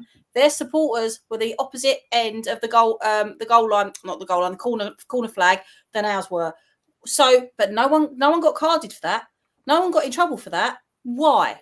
That's not gentlemanly conduct. That's not. And I'm sure in the past I've seen players carded for doing things like that, going over and celebrating to opposition fans. He thought he was Rodri, didn't he? He thought he was Rodri. It was just rude. It was blatantly rude. And I saw a different side of Brighton this weekend. I was quite shocked by what I saw, to be honest. And Danny Welbeck. Yes. Well, I've something to say by him as well. Because I saw it on I saw something on Match of the Day, and it looked like he was trying to calm down. I think it was who's the player? Who he was talking to an Arsenal player. No, it wasn't. Yeah, and he looked like he was saying, I know. And I could have sworn that's what he said. And then I've seen the footage since of him waving a card in the air, and I'm thinking, you two-faced so-so.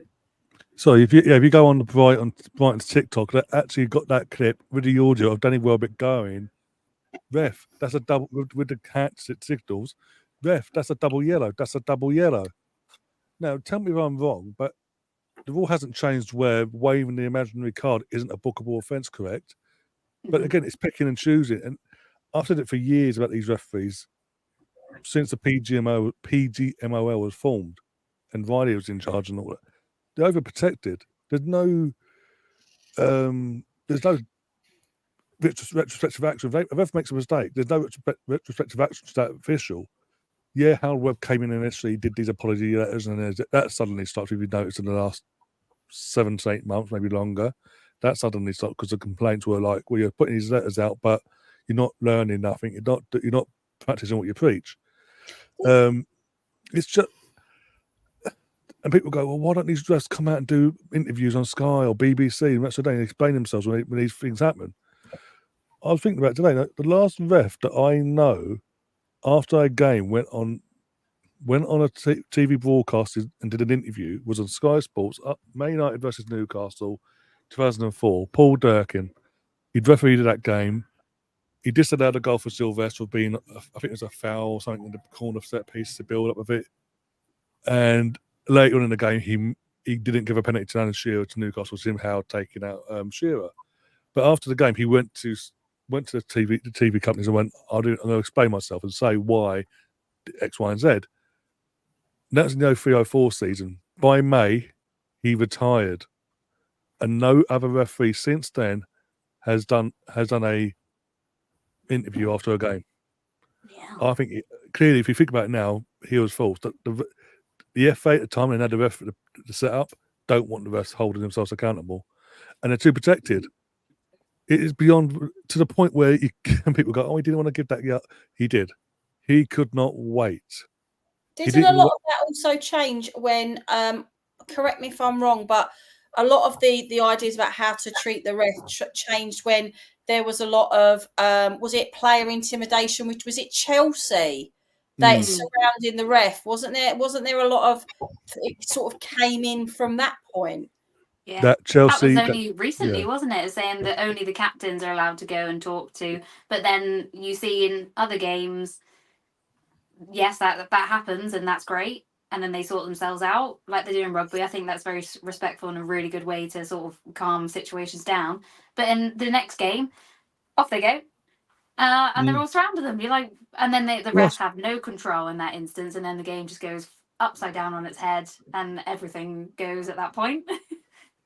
Well, this is the funny thing for me, because I purposely sat down and watched Ref Watch yesterday, and Dermot Gallagher, I can't stand, by the way, was asked by the host, why can't the referee apply common sense in that situation? Say to Declan, calm down, relax. I know you're on a book and it's this is your warning. Next time you will be off, but this is your last warning, basically. Dermot's response was, common sense and refereeing doesn't go hand in hand. Okay. Does that not scare you? Yes. And we're only in match day 3 or 24-25 with technology, with the VAR as well, by the way. How long before all refereeing decisions are computerized? This is what I want to know, because if they're not, what we need is a complete clear. These refs up and down this league in this country are not good enough. Well, I say up and down the country, they're all from the fucking north, pardon my French. They're all from the north. And they're all ironically from Manchester, but they all support fucking Liverpool, Premier Rovers, or this, that, and the other. No, go away. They're from Manchester. They're more likely Man United or Man City fans. Let's be honest. But they're just not good enough. They're not. You can't rely on them to do the basic job and work within the rules, and at the same time apply common fucking sense when it comes down to certain things. like the What was it last year? Sorry, last year against Man City. Kovacic, 2 fouls, exactly the same on 2 different Rice and Odegaard. Obviously, the Rice one, he got a yellow card. 2 minutes later, he does it again to Odegaard. Nothing. And then Howard Webb goes on his little talk show with Michael Owen a couple of weeks later going, well, the referee wants to keep the players on the pitch as much as possible, so I can understand why. Okay, so I'd love to know, because they're going to talk, when they do these next show, you're going to talk about this. I'd love to know his U-turn and justification for this, because that's what they do now. They just justify. It's just the Northern Friends looking after the Northern Friends. And everyone goes, oh, Howard Webb did such a fantastic job in the MLS. Because he wasn't surrounded by looking after his mates. It was him on his own with no personal connections to any of the officials that he was managing. The second you brought him back into the fold of people he used to work with as a referee 15, 20 years ago, is a complete carnage. Mike Dean did a podcast with fucking Simon Jordan and goes, in the season I retired, I went on to do the head of VAR, and I was a VAR official for Chelsea v Tottenham. Cucurella had a foul against him. It was a red card offence. I saw it. I knew it was a red card offence, but I didn't want to flag it up because I didn't want to embarrass my friend. And then Howard Webb had a word with me, changed the wording. But again, you can't. That's again, it's just there. You can't rely on these people because they're looking after each other. They're but all also looking after each other. Their decisions. So the stark contrast in games. I watched the Liverpool United game on the Sunday. Right, there was a tackle on a Liverpool player, I think it was, and then the ref didn't get involved because I think the Man United player reclaimed the ball. I might have it the other way around because I'm very tired at the moment, and then the ref didn't do anything because the right team that he was going to give a free kick anyway ended up regaining the ball. But the minute the ball went out of play, he booked that player. He waited and booked them, and it was good refereeing. It was the way it should have been done. So, yeah. I don't know if any of you guys saw that, but I did at the time. I went, "That's how you should referee." Yeah, I let the can't game remember go the as last much as time. possible. I can't remember last time I went to a game and I sat there and thought, do you know what I mean? That's the way you should referee a game of football. And that's a concern for me. That honestly, naturally, that is a massive concern for me because, as I said, right, I could identify you loads of issues with other clubs, like G obviously pointing out Bournemouth last week. I've pointed out Palace the week before, us this week. Like these games, all last year, yeah. These games, yeah, right. Like especially when you're in a massive title race, and you're up against Manchester City, like with everything going on with Man City. But at the end of the day, they win games, don't they? They win games. And I ain't gonna lie to you. I feel that's 2 massive points dropped already. I don't feel like it's 1 point gained. I know why you're saying that, and you're right because what's happened in the past for us, and you're right, we'd have totally folded and we'd have lost that game. And the boys stuck in there and got us a point, which is incredible. But when I look at the main weight of it, or when I look at Man City, you can't afford for these refereeing decisions anymore with Manchester City. You just can't afford it, and I just look at these decisions and I think, and maybe there are decisions Man City get against them, but I don't recall them getting many bad decisions. Now, is that because they win games quite comfortably? That ain't always the case. Do you know what I mean? That ain't always the case. And I don't want to say it's because all the referees have come from Manchester, but when you start hearing it like that, you start thinking, do you know what I mean? Are they more worried about giving decisions just in case, like, they live up there and all that kind of stuff? Like, are they worried about when they're like going out and all that kind of stuff? I don't know. But I just can't explain like how many bad decisions there are. They are. And if you look at the three we're talking about, all Southern clubs at the moment. Arsenal, Palace, Bournemouth, and it needs the whole complex of what Howard Webb and what he's supposed to be doing needs to be explained, because him coming out on the screen with Michael Owen gives me absolute no confidence whatsoever. Michael Owen's one of the most softest geezers you're likely to find. He ain't going to challenge you. He ain't going to challenge you whatsoever. Do you know what I mean? Like. John Terry come out and said that's one of the most disgraceful decisions ever. That's John Terry who said it. Like, do you know what I mean? John Terry and myself, I've got not much respect for him, but do you know what? He knows the game inside out. He knows how the game's played. If he says it, then I sit there and think, do you know what? He's right. And this is the problem with these referees. They don't play football. They've probably never played football. They don't understand it, because if they've understood it, they'd have understood that Feltnam, or whatever you want to call him, had no reason to take that free kick. And if I want to be really critical about it, if I really want to be really, really critical and get right into the nitty-gritty of all, did he take the free kick already? Because he's the first player to kick the ball from the spot that he got fouled in. He's the one who kicked the ball first. So then I ask you, well, surely Declan Rice had the right to touch the ball, because he's kicked it. He's got up in the spot that he's got fouled in and kicked the ball. Is the ball live then? Yeah. Is the ball live then?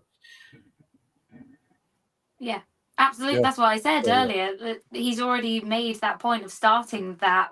Like, Declan didn't boot the ball, in front of him. The ball was rolling next to him, and he literally just flicked it to the side.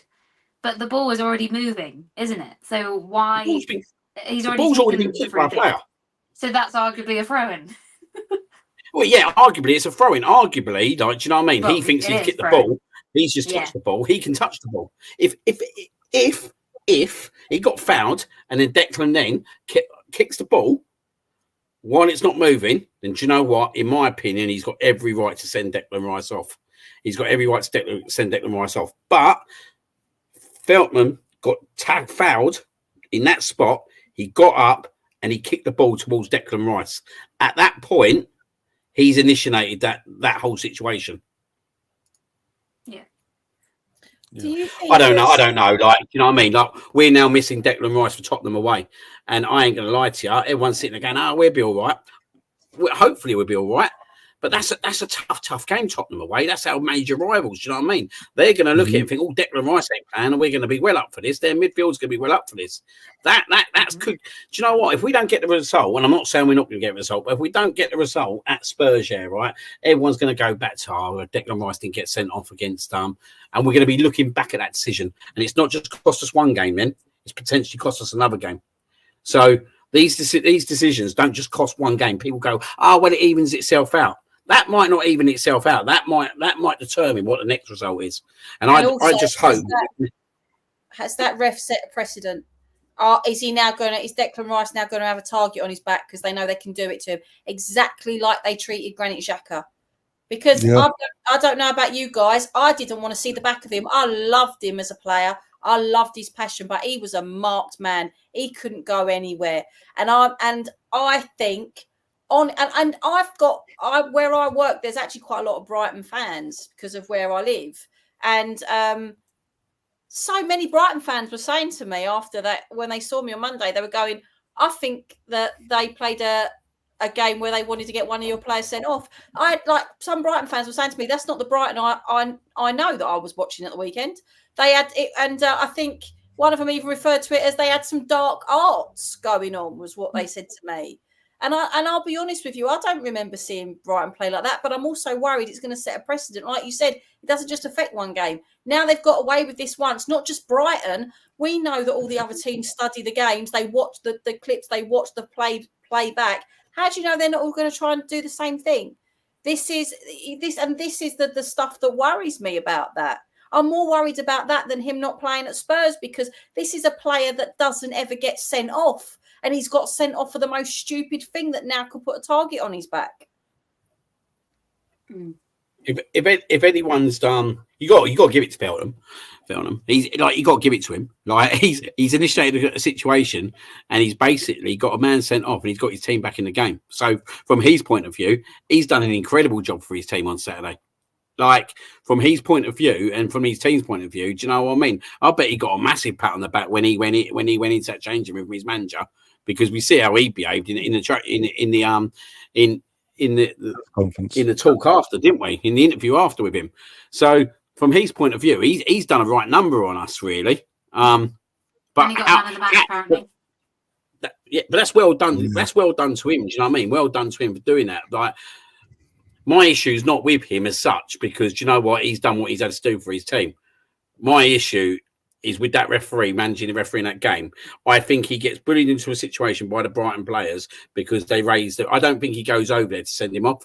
I think he goes over there to sort it all out, and then they start raising when it's another yellow card. And at that point, you could tell, like, in his face that he bowed to their demands and sent them off. But I don't understand also how VAR don't get involved in that. I don't understand how VAR don't get involved in that. And do you know what? What is VAR there for? What is actually VAR there for? Because we've seen a player get strangled on the floor. We've seen what's happened to Jesus, and now we've seen what's happened to Rice. All in, funnily enough, the same corner of the pitch. All in the same corner of the pitch. In 200. Yeah, you're 100% right. Can we just bring up Canterbury Gooner's comment? Because I think it's a bloody brilliant one. If only refs would actually study every team's antics and do their pre-match homework. Do you know what? This is 100% true. And as someone, like I say, that teaches, this resonates with me. That would be like me putting two kids next to each other. I know we're going to talk through my lesson. I know what they're like. I know what they're going to do. So I'm going to watch out for it. I'm not saying to be biased, and I'm not saying to be like, unconsciously on them. But if you know there's a player in that team that's going to dive at every opportunity they get, then you are going to watch how they're in the box, aren't you? And I think if you know that these players will do these sorts of things, but then I do think it comes back to the point of that was Brighton don't normally do those things, which is, I think, the reason why it got caught out a little bit. And I think, unfortunately, poor Declan Rice was on the end of it. Can I add a few things, please, if I'm allowed to? Yeah. Well, first and foremost, and most of us, I'm not for sure, we've been to school in England and UK in general, keep your hands and feet to yourself, first and foremost, right? As in adult speaking, kids of today, as we know, some of them realize what life's about without talking too much about it. Fine. I'll be honest with you, and I'm going to kick this off in the most unbiased, most maybe controversial way. I know it's only the three games in the season for the men's especially, but please tell me, where is the fucking transparency gone in this league, in this so-called PGMOL that complains and says, sorry, Arsenal, we made a mistake.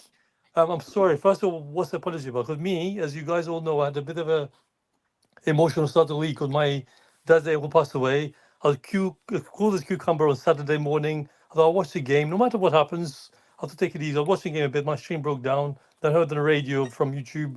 And I thought, fine. Then I see this thing going on with Chris Kavanagh being from Manchester. I'm going to give it a whole shebang. I'm going to lie. For what I see is he's one of the refs I do see. He lets the foul go in. He gets the thing somehow encouraged, but somehow the communication now breakdown between the captain, which I think, maybe I'm wrong, correct me if I'm wrong, guys. Captain of ours tried to approach him to say, look, what's going on?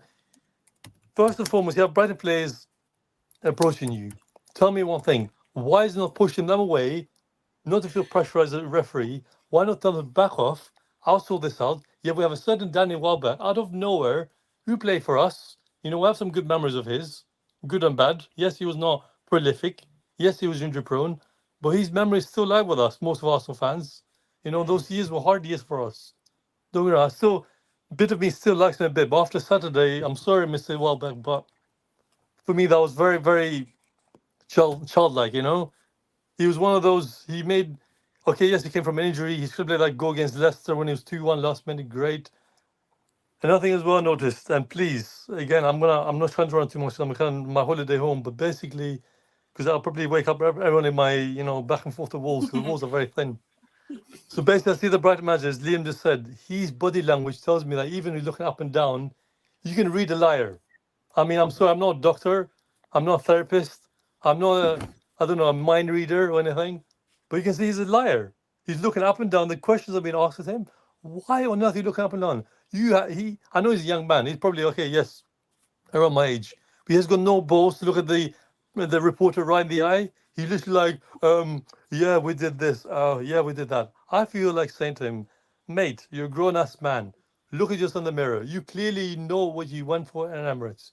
As you guys said, it felt like witchcraft. It felt like something out there told them today, you want to ruin Arsenal's bubble. They didn't burst it, thankfully. We had the resilience to keep it going. We played pretty decent with 10 men. I'm not like from our saw and I've seen some of the highlights, considering I'm geo-locked in this part of the world right now.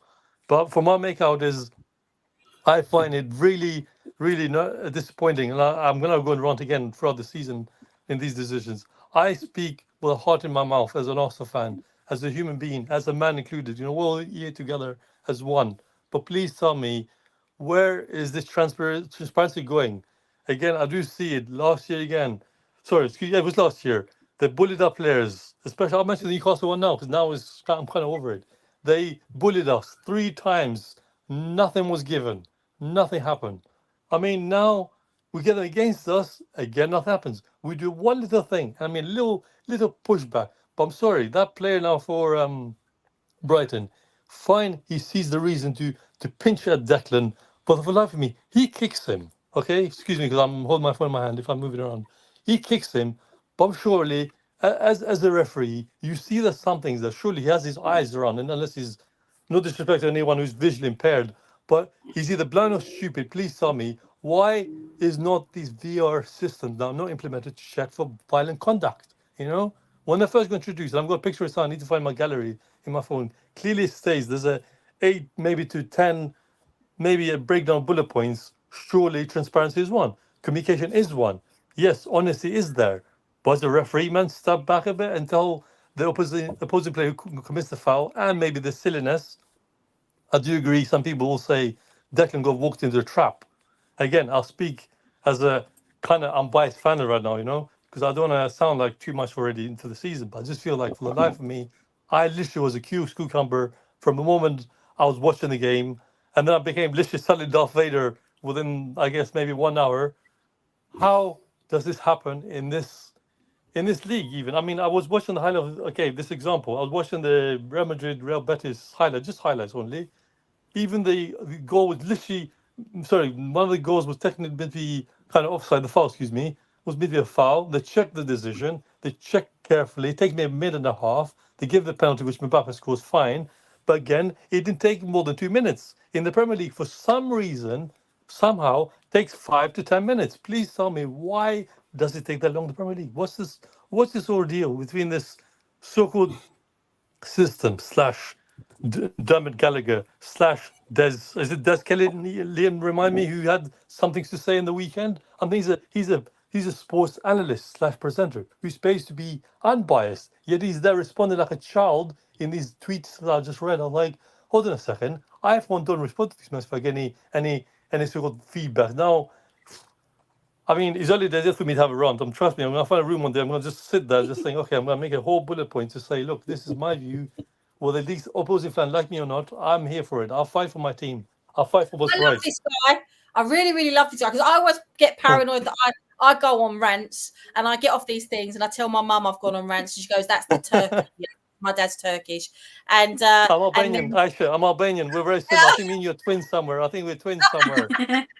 And look, you might recognize this as well. You might recognize this from your childhood. I don't know. Yeah. Oh God, yeah.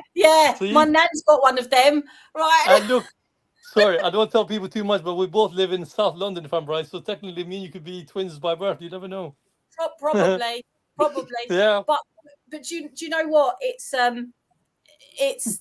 Oh God, everything that you said. I mean, and how many times I can't even lost count since doing these amazing streams, like the Arsenal community stuff.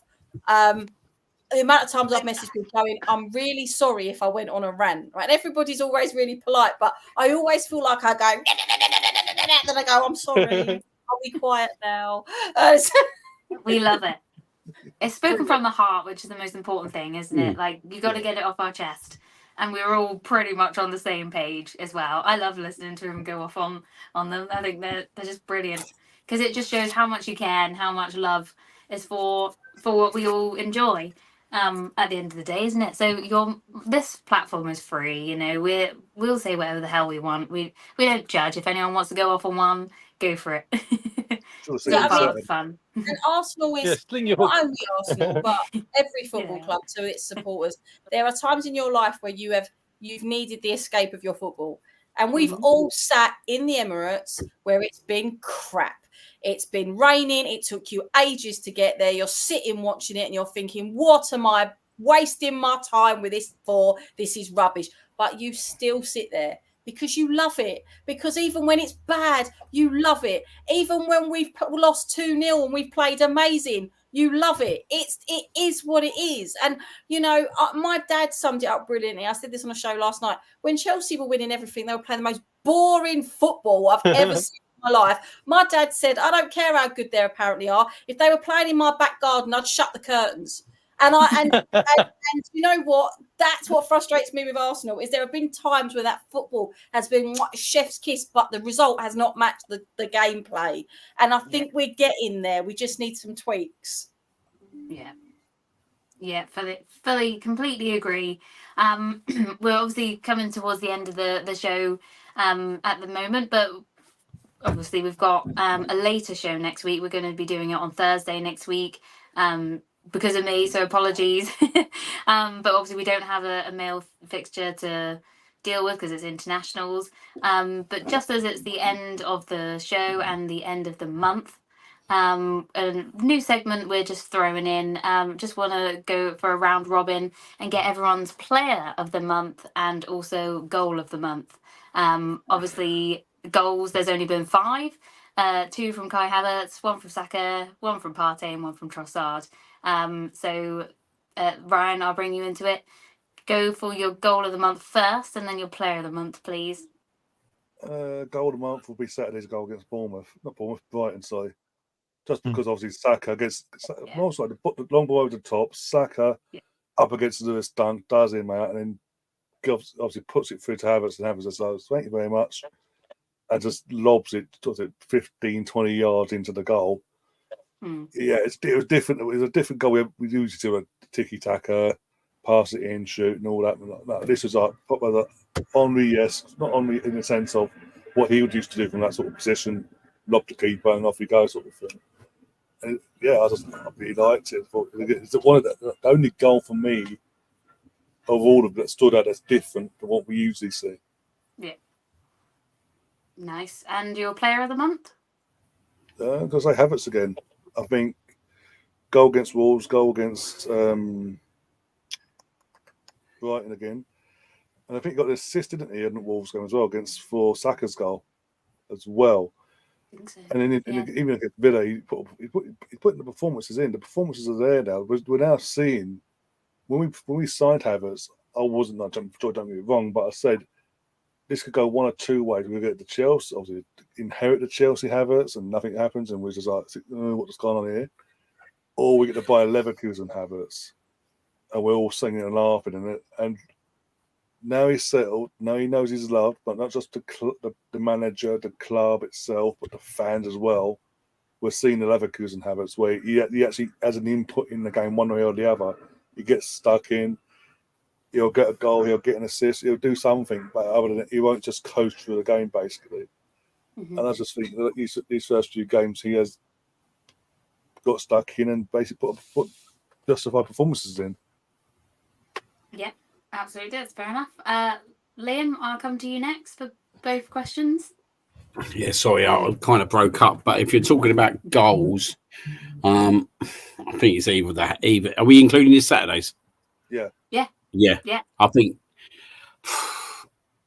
I quite like the Havertz header in the first game of the season. To be honest, I thought the ball from Saka was absolutely delicious.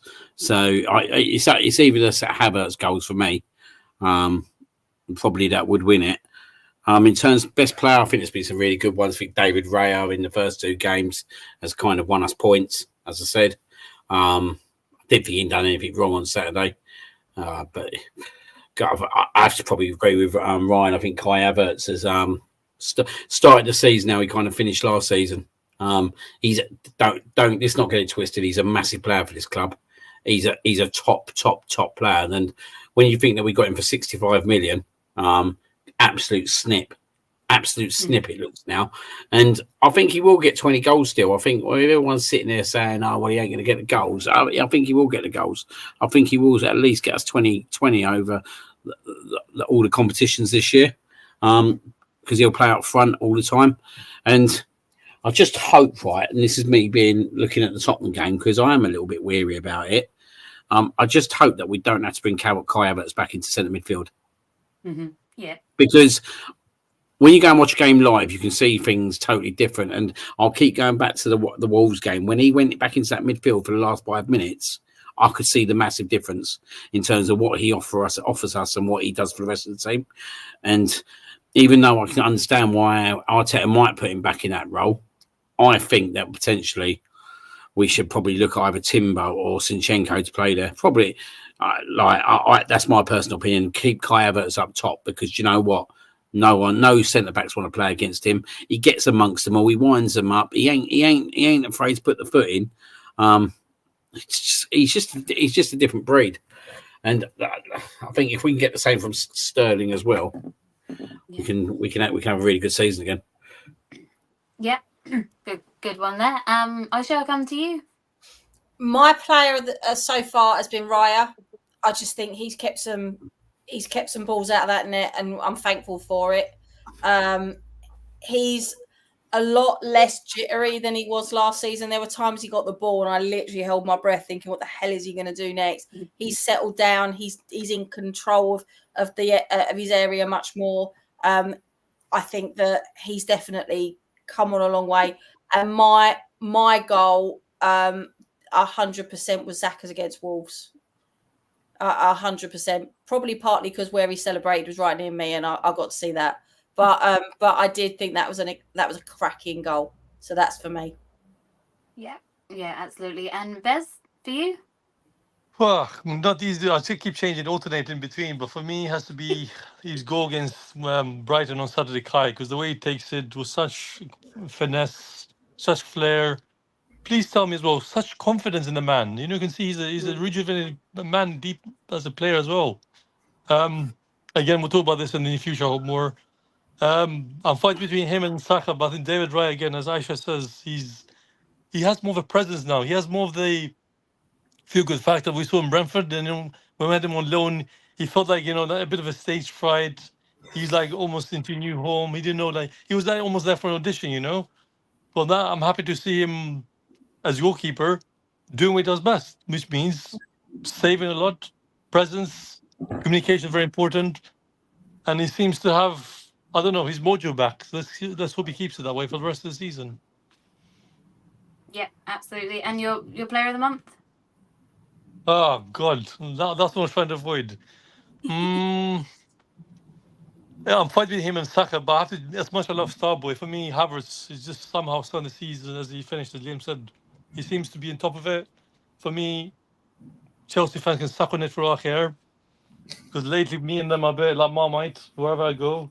So really, I'm happy to see him and keeping them quiet, you know. And he has this thing now. He's built up in the Arsenal family now. Without me dragging on, he has this thing which, like as we say in our Arsenal family terms, he's still class, but he keeps it permanent. Yeah, he does he's talking on the pitch. He gets a bit indisciplined, but then you can see already he's got that. I don't know, that vibe. You just want in a deeper role player, like sort of deeper up forward position player that just plays for the shirt. That I think we're not seeing for a long time, and I hope he keeps it that way for a long, long time as he stays in the club. Yeah, yeah, absolutely. Just to chuck mine in there, I will go for David Raya as my player of the month, purely for that save against Villa. Like, it was a massive change in that game for us and the outcome. And my goal would have to be Kai, the first game of the season. Me and Charlie enjoyed that very much in the ground together in that moment. Obviously, it kicks off the season for us, doesn't it? And it's a great finish. So yeah, those would be my options. But yeah, I think that pretty much covers everything this week. As I said, we'll be back next Thursday evening, but obviously keep an eye on our socials and we'll promote the show later in the week as well. Obviously, thanks always for everyone in the chat for your questions and getting involved. We greatly appreciate it, as always. But yeah, Bez, thank you for joining us. Thank you as always.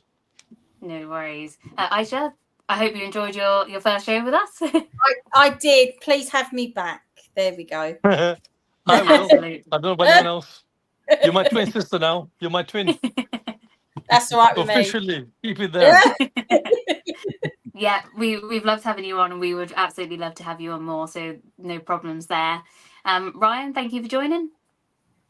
Yeah, thanks for having me on. And yeah, just get the last bit of anger from certain idiots on Saturday out of my system. More to come, Ryan. More to come. Oh yeah, plenty more to come. Yeah, very much stay through. Good and bad behaved. Liam, as always, thank you for co-hosting with me. No, it's an absolute pleasure, and thank you for taking it on again today. Yeah, just want to thank you all for obviously a great show. Thank everyone who's been in the chat. It's been brilliant in the chat again tonight. So thank you very much, and yeah, carry on coming and watch us, subscribing, and yeah, loving the shows at the moment. Yeah, absolutely. Yeah, and as we say, keep an eye on the socials, like and subscribe if you haven't already, and we shall see you next Thursday. Good night.